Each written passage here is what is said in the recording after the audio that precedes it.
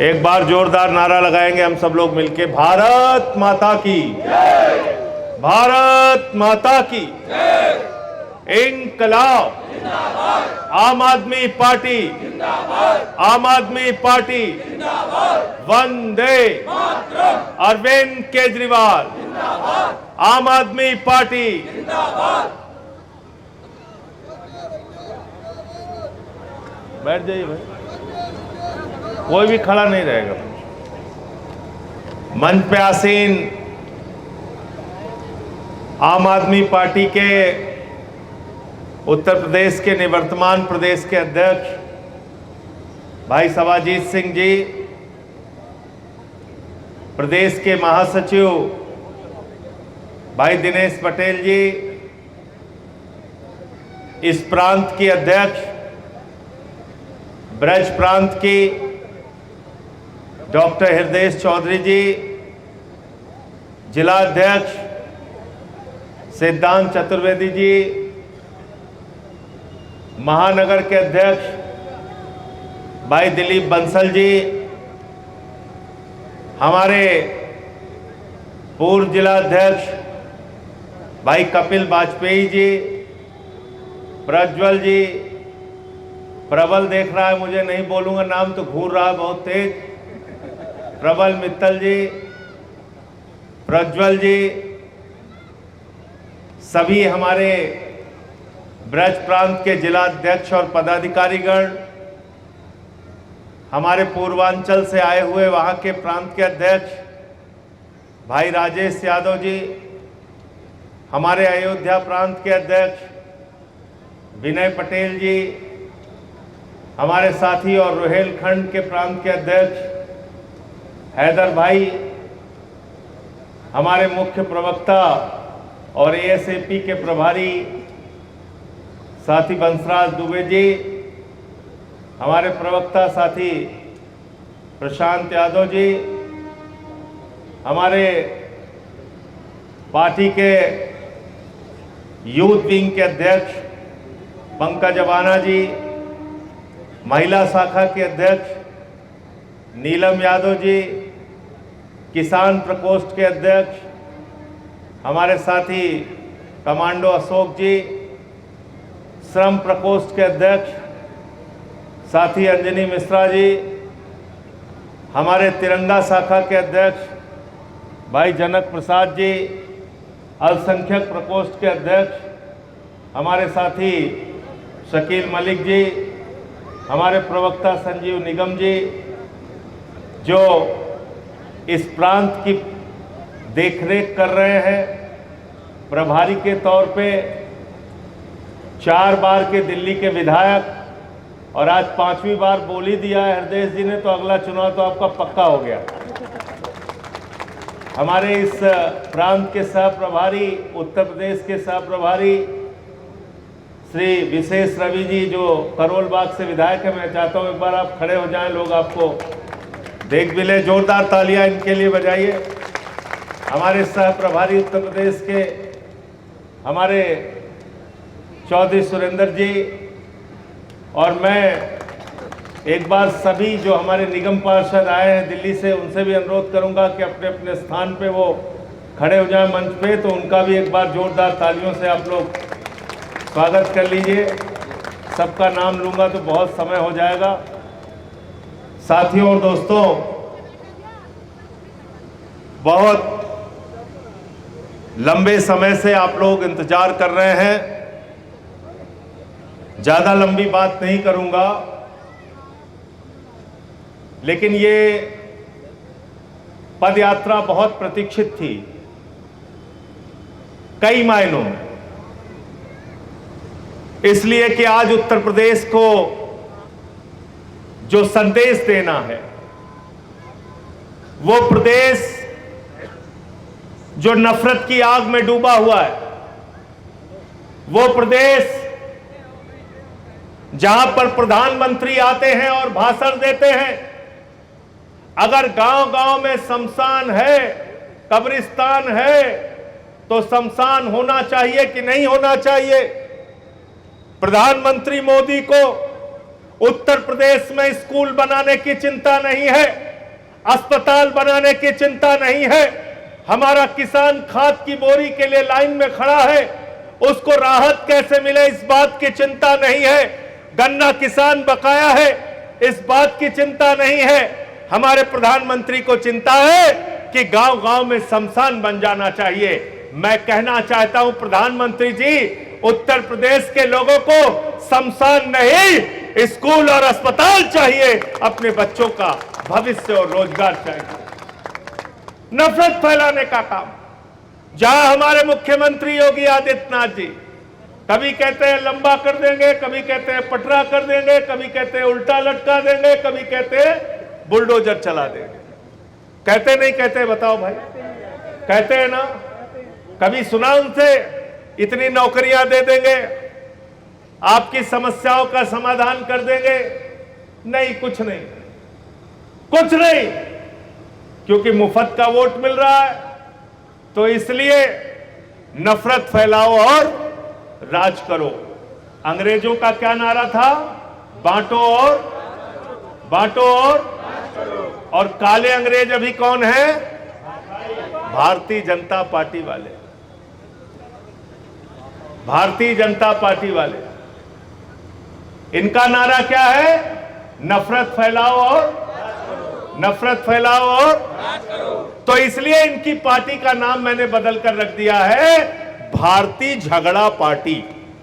भारतीय स्कूल बना नहीं सकते, अस्पताल बना नहीं सकते, सड़कें बना नहीं सकते, पानी दे नहीं सकते, बिजली मांग लिया लोगों ने एक बार। बिजली, गर्मी का महीना था, ऐसे ही सब लोग परेशान थे। व्यापारी वर्ग के लोग जरा ज्यादा भारतीय जनता पार्टी को वोट देते हैं, उनको लगा हमारी पार्टी है, हमारा मंत्री आया है, क्या नाम उनका? एके राय, एके शर्मा। एके शर्मा जी सुल्तानपुर से गुजर रहे थे तो वहां व्यापारी लोग इकट्ठा हो गए, कहने लगे हमने कई बार बीजेपी को वोट दिया। बोले बहुत अच्छी बात है। अरे कहन बहुत बार वोट दिया, लाइन लगा के दिया। कहन बहुत अच्छी बात है। कहन सवेरे 6 बजे से लाइन लगाए हम तो का वोट दे। कहनी तो बहुत बढ़िया बात है। कहन साहब 23 घंटे लाइट नहीं आती। कहन अच्छा। कहन 23 घंटे से लाइट नहीं आ रही है, बच्चे बिलख रहे हैं मई के महीने में, मंत्री जी कुछ करिए। अरे मंत्री जी कुछ सुनिए। अरे मंत्री जी बिजली नहीं आ रही है। अरे बिजली का कुछ ठिकाना नहीं मंत्री जी। मंत्री जी ने कहा जय श्री राम, जय श्री राम। गाड़ी में बैठे निकल लिए, गाड़ी में बैठे। तो मैं भारतीय जनता पार्टी के लोगों से पूछना चाहता हूं, अपने पापों और गुनाहों को छुपाने के लिए कब तक भगवान श्री राम को बदनाम करोगे? अरे भगवान श्री राम ने तुमको निकम्मा बनने के लिए नहीं कहा। भगवान श्री राम ने कहा सबको शिक्षा दो, सबको बिजली दो, सबको पानी दो, सबको अस्पताल दो, सबको राहत दो। ये भगवान श्री राम ने कहा। भाजपाइयों अब तो शर्म करो। अभी मैं देख रहा था अंकुश चौधरी कहां है, मेरठ के हमारे जिलाध्यक्ष। अंकुश कहां है? गैस के लिए आंदोलन कर रहे थे, गैस के लिए, गैस सिलेंडर के लिए। वहां मोदी जी खड़े हो कहें कोई चिंता की बात नहीं है, सारा गैस भी मौजूद है और तेल भी मौजूद है, किसी प्रकार का देश में कोई संकट नहीं है, लेकिन सब लोग तैयार हो जाओ, कोरोना बराबर संकट है। सुने थे कि नहीं सुने थे? बताओ भाई, ईमानदारी से सुने थे कि नहीं सुने थे? हरदीप पुरी इनका मंत्री खड़े होकर क्या बोला? किसी प्रकार का कोई संकट नहीं है। प्रधानमंत्री जी आके क्या बोले? चिंता मत करना, कोरोना जैसा संकट आने वाला, जैसे उस समय मर रहे थे ऐसे मरने को तैयार हो जाओ। अंधभक्त तो अंधभक्त कहने लगे कोरोना जैसा संकट आने वाला है, ऐसे ही तैयार हो जाना है हम लोगों को, ऐसे ही तैयार हो जाना है। दूसरे दिन सूरत में लाइन लग गई पेट्रोल पंप पे, लखनऊ में लाइन लग गई, गैस की दुकान पे लाइन लग गई, दूध का केन ले लेके लोग जाने लगे, कहने इसी में पेट्रोल भर दो, इसी में डीजल भर दो, कनस्टर लेके जा रहे हैं, सब भरवा ले रहे हैं। कुकर में भर रहे हैं, लोटा में भर रहे हैं। भरा नहीं भरा लोगों ने तेल? भरा ना, भरा ना। फिर क्या कहते हैं? विपक्ष वाले अफवाह फैला रहे हैं। हम तो कुछ नहीं कर रहे, ये विपक्ष वाले अफवाह फैला रहे हैं। ये सरकार पागलपन का शिकार हो चुकी है। तो इसलिए मैं आपसे कहना चाहता हूं, ये आगरा का स्थान हमने इसलिए चुना कि मोहब्बत से काम चले तो मोहब्बत से, और पागल खाने भेजना हो तो तुम लोगों को पागल खाने भाजपाइयों हम भेजने के लिए तैयार हैं। मोदी योगी मुर्दाबाद। अगर मोहब्बत से काम करे तो यहां ताजमहल है, पाकिस्तान वाला भी आता है तो देखने जाता है, अफगानिस्तान वाला भी आता है तो देखने जाता है, अमेरिका वाला आता है तो भी देखने जाता है, लंदन वाला आता है तो भी देखने जाता है, फ्रांस वाला, ऑस्ट्रेलिया वाला, न्यूजीलैंड वाला, कहीं का भी दुनिया से कोई भी नेता आता है, वो कहता है हमें मोहब्बत का प्रतीक ताजमहल देखना है। यह है इस नगरी की सबसे बड़ी खूबसूरती। दुनिया के 8 आश्चर्यों में एक ये मोहब्बत का प्रतीक है ताजमहल। लेकिन दूसरे किस बात के लिए फेमस है? किस बात के लिए? किस बात के लिए? तो ए.के. शर्मा को कहां भर्ती होना चाहिए? मोदी जी को कहां भर्ती होना चाहिए? बाबा जी को कहां भर्ती होना चाहिए? आके यहां इलाज कराओ और जनता के हित की बात करो। ये लड़ाना, हाँ मेंटल वही यही पासे में बता रहे हैं, ज्यादा मेहनत भी नहीं करनी पड़ेगी। आकर यहां पर काम करो जनता का, और ये हम लोगों को भटकाना बंद कर दो। तुम्हारी चोरी अब हम लोगों ने पकड़ ली है, तुम्हारा खुराफात पकड़ लिया है। तुम हर गुनाह किसके पीछे छुपाना चाहते हो? हर हर महादेव, जय श्री राम, इसके पीछे छिपाना चाहते हो। हम भी जय श्री राम लगाते हैं, हर हर महादेव भी लगाते हैं, जय बजरंग बली भी लगाते हैं, लेकिन तुम्हारे तरह निकम्मे और नाकारे नहीं है। इस गर्मी में निकलकर लोगों को जगाने का काम कर रहे हैं। अपने मुद्दों पे आओ और लड़ो। संजय भैया संघर्ष करो, संजय भैया संघर्ष करो। तो इसलिए साथियों और दोस्तों, आगरा का चयन किया गया पदयात्रा की शुरुआत के लिए। और जाना कहां है? हाथरस होते हुए मथुरा जाना है। मथुरा किसकी नगरी है भाई? किसकी? भगवान कृष्ण की। हमारे उत्तर प्रदेश के सह प्रभारी भाई दिलीप पांडे जी बैठे हुए हैं, जो दिल्ली के चीफ विप थे। रास्ते में हम लोग बात कर रहे थे, भगवान कृष्ण के बारे में जानना है तो रसखान को पढ़ना होगा। पढ़ना होगा कि नहीं बताओ?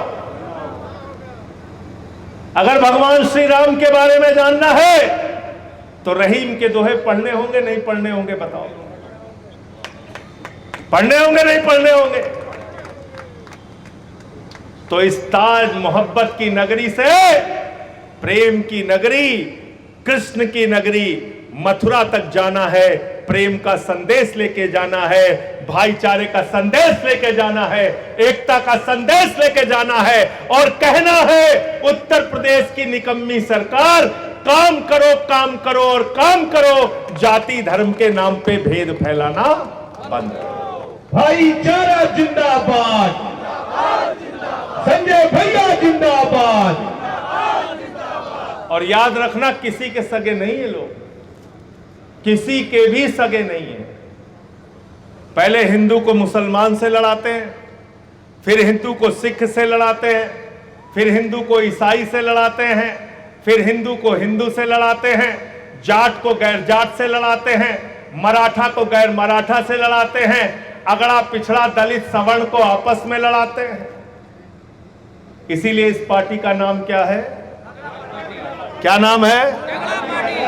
क्या नाम है? भारतीय झगड़ा पार्टी।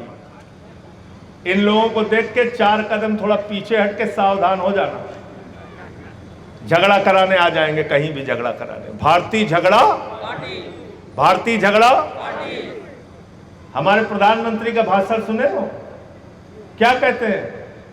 सभा में एक जगह गए, कहने लगे देखो मैं ऐसा बड़ा अंतर्यामी हूं कि कपड़ा पहन के हम पहचान लेते हैं। कपड़ा देख के किसके तरफ इशारा था? अरे बोलो भाई, किसके तरफ इशारा था? और जब दुबई जाते हैं तब, कतर जाते हैं तब, ब्रुनेई जाते हैं तब, यूएई जाते हैं तब, वहां क्या कपड़ा?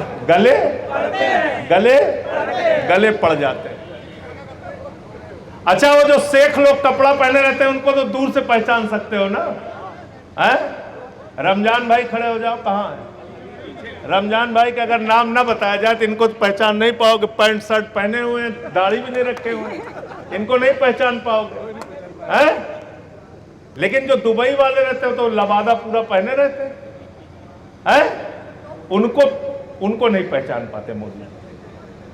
उनको एकदम जोर जोर से गले लगा। तो शेख कहता नहीं भैया थोड़ा कर, नहीं जोर से लगाना, जोर से गले लगाना। यहां टोपी नहीं पहनेंगे, यहां मस्जिद में नहीं जाएंगे, कतर की मस्जिद में जाएंगे, ब्रुनेई की मस्जिद में जाएंगे, यूएई की मस्जिद में जाएंगे। अभी एक भाषण में सुन रहा था मोदी जी का, अरबी में भाषण दे रहे हैं। अरबी में, किसमें? अरबी में भाषण दे रहे हैं। अरबी में भाषण दे रहे थे। तो क्यों अरबी में भाषण देते हैं? क्यों? क्योंकि वहां मामला माल का है। जहां मामला माल का है, मुसलमानों से कोई परहेज नहीं, सिखों से कोई परहेज नहीं, मस्जिद से कोई परहेज नहीं। जहां मामला अपने भतीजे जैसा के धंधे का है दुबई में, वहां मुसलमानों से कोई परहेज नहीं। लेकिन उत्तर प्रदेश में आओगे तो सबको झगड़ा कराओगे, बिहार में जाओगे तो सबको झगड़ा कराओगे, बंगाल में जाओगे तो सबको झगड़ा कराओगे, केरल में जाओगे तो हिंदू मुसलमान का झगड़ा कराओगे, तमिलनाडु में जाओगे तो हिंदू मुसलमान का झगड़ा कराओगे। अरे ये झगड़े की राजनीति हमको बंद करनी होगी, इसको कूड़ेदान में डालना है अगर अपने बच्चों का भविष्य हम लोग चाहते हैं। अभी भक्तों बड़ा नाराज हो गए। मैंने कह दिया, एक वीडियो बना के प्यारे अंधभक्तों, कहन हमें अंधभक्त भी कह रहे हैं और प्यारे भी कह रहे हैं। अंधभक्तों को अभी पता चला। क्या पता चला? जब गैस की लाइन में खड़े हो गए, पेट्रोल पंप की लाइन में खड़े हो गए, कहन काहे लाइन में खड़े हो प्यारे अंधभक्तों? कहन अरे ईरान वाला तेल नहीं जाने दे रहा है। तब उनको पता चला कि मुसलमान के यहां से तेल आता है। गाड़ी जो चलती है वो तेल कहां से आता है? सऊदी, कतर है, कहां से आता है? तो अंधभक्तों से मैं कहना चाहता हूं, अपने घर में तय करो, जो गैस मुसलमानों के देश से आएगी उसका खाना नहीं बनाएंगे।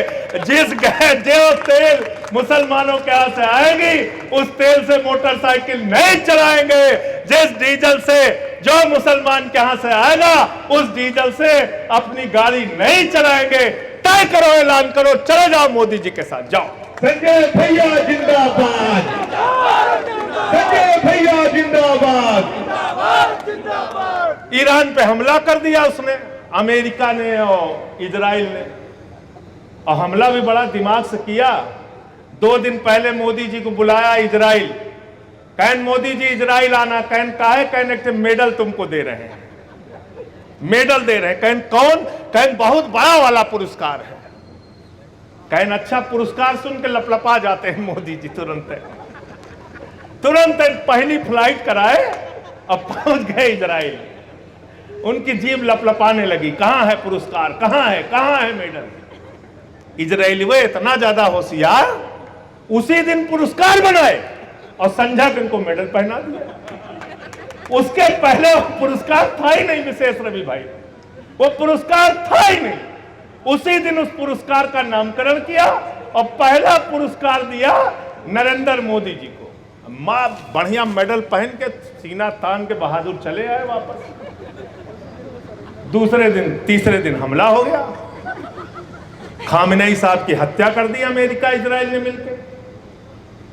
तो मैंने ऑल पार्टी मीटिंग में पूछा, मैंने कहा भाई पूरी दुनिया में खबर चल रही थी कि अमेरिका ईरान पे हमला करने वाला है, अमेरिका ईरान पे हमला करने वाला है, इजराइल ईरान पे हमला करने वाला है, तो 2 दिन पहले आपने मोदी जी को क्यों भेज दिया वहां?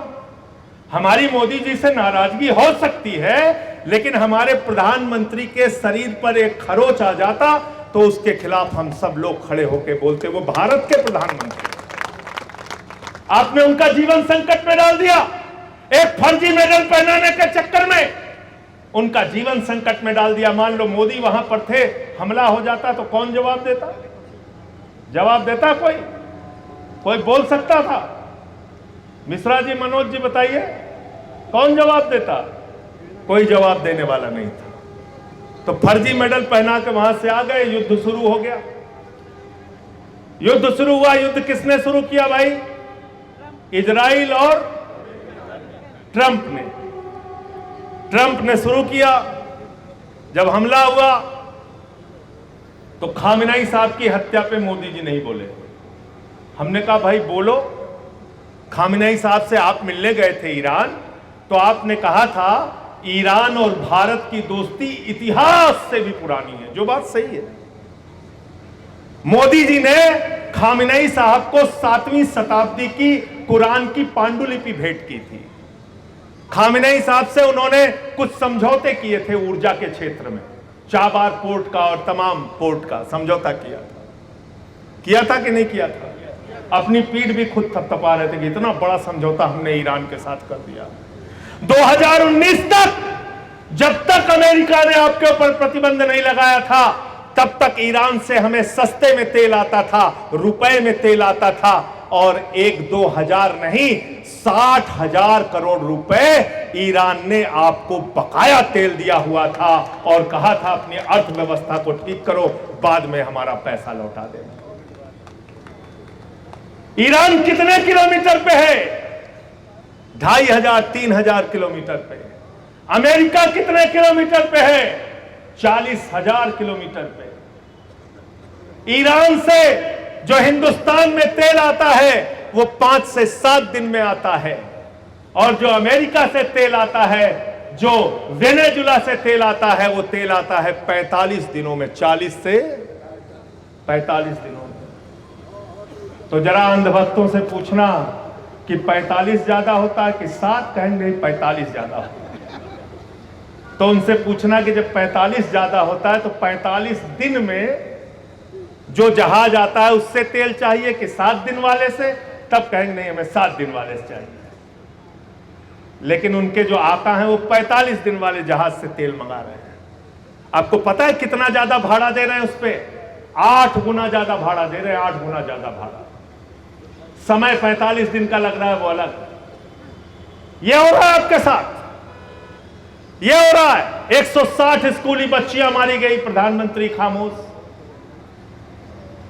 100 नौसैनिक मारे गए जो भारत के बुलावे पे आए थे, हमारे मेहमान थे। वापस जा रहा था ईरान का जहाज, अमेरिका ने उड़ा दिया, 100 नौसैनिक मारे गए, प्रधानमंत्री खामोश। किससे बात किया प्रधानमंत्री ने? खाड़ी के 8 देशों के प्रमुख से बात किया और अकड़ के बोले हम ईरान वाले से बात नहीं करेंगे। क्या बोले? क्या बोले? हम ईरान वाले से बात नहीं करेंगे। क्यों बोले ईरान वाले से बात नहीं करेंगे? बोले हमको फर्जी मेडल जिसने पहनाया इजराइल वाला और हमारा दोस्त ट्रंप, वो दोनों देखो अभी ईरान को बिल्कुल साफ कर देगा 2 दिन में। 1 दिन बीता, 2 दिन बीता, 3 दिन बीता, 5 दिन बीता। मोदी जी कहेंगे तो ईरान खत्म ही नहीं हो रहा है। आपने तो हमसे कहा था तो ये दिन में खत्म हो जाएगा। फिर 1 हफ्ता बीता, फिर 10 दिन बीता। संजय सिंह ने पहले दिन कहा ईरान के राष्ट्रपति से बात करो, जैसे रूस का जहाज तेल का गैस का आ रहा है, जैसे चीन का जहाज तेल का गैस का आ रहा है, वैसे ही भारत का जहाज आना चाहिए। प्रधानमंत्री जी बात करो, प्रधानमंत्री जी बात करो। सारे अंधभक्त मिल गए, अरे बोले संजय सिंह को विदेश नीति नहीं आती, ये क्यों बार बार कह रहा है? हम ईरान के राष्ट्रपति से कैसे बात करेंगे? जब 13 दिन बीत गया, पूरा देश लाइन में खड़ा हो गया, हाहाकार मच गया, गैस और तेल की किल्लत हो गई, तब प्रधानमंत्री नरेंद्र मोदी ने कहा, अरे भैया ईरान वाले, तुम तो हमारे बड़ी पुरानी दोस्ती है। जब 13 दिन में तिरही होगी तब जागे, तब जागे।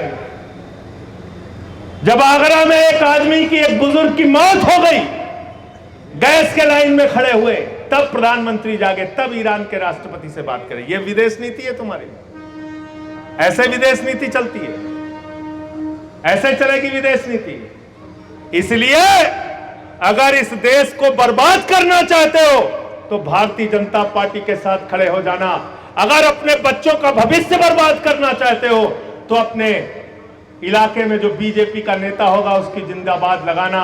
अगर नौजवानों को बेरोजगार बनाना चाहते हो, स्कूल अस्पताल बंद कराना चाहते हो, तब भारतीय जनता पार्टी नरेंद्र मोदी और योगी के साथ खड़े हो जाना।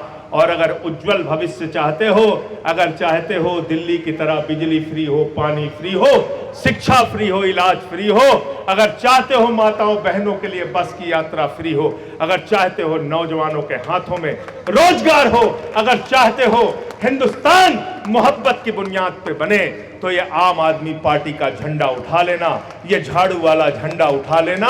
और झाड़ू बहुत काम की चीज होती है। भ्रष्टाचार को साफ करना है, क्या चाहिए? झाड़ू। घर का कूड़ा साफ करना है, क्या चाहिए? झाड़ू। मोहल्ले का कूड़ा साफ करना है, क्या चाहिए? झाड़ू। गांव का कूड़ा साफ करना है, क्या चाहिए? झाड़ू। शहर का कूड़ा साफ करना है, क्या चाहिए? झाड़ू। प्रदेश का कूड़ा साफ करना है, क्या चाहिए? झाड़ू। देश का कूड़ा साफ करना है, क्या चाहिए? झाड़ू। और भाजपाइयों के दिमाग पे जो पागलपन सवार है, तो पागलपन उतारने के लिए क्या चाहिए? झाड़ू। देखे हो कि नहीं देखे हो? बताओ। ओझा लोग गांव में जब कोई पागल हो जाता है, टगरी पकड़ के उठा के लेके जाते हैं, ओझा लोग उसको मार झाड़ू, मार झाड़ू, मार झाड़ू, उसका पागलपन। ऐसे ही सत्ता का भूत सवार है। अपने अंदर वैज्ञानिक सोच पैदा कीजिए।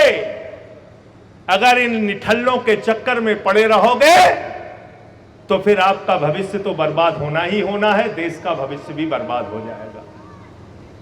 क्या क्या सिखाते हैं आपको? एक तो व्हाट्सएप विश्वविद्यालय निकल गया। यहां हम सुने थे आगरा विश्वविद्यालय, लखनऊ विश्वविद्यालय है, अलीगढ़ विश्वविद्यालय, इलाहाबाद विश्वविद्यालय, लखनऊ विश्वविद्यालय, ये नया विश्वविद्यालय निकाले भाजपाई, व्हाट्सएप विश्वविद्यालय। क्या सिखाया जाता है वहां? सिकंदर जब बिहार में आया था तो बिहारियों ने मार के भगाया था। बिहारियों ने कहा भैया सिकंदर कभी बिहार में नहीं आया। फिर वहां सिखाया जाता है संत कबीर, बाबा गुरु नानक देव और बाबा गोरखनाथ जी एक साथ मीटिंग करते थे, तो कहा कि भैया इनके जीवन काल में 100-100 साल का अंतर है, तो मीटिंग कहां से एक साथ करते थे।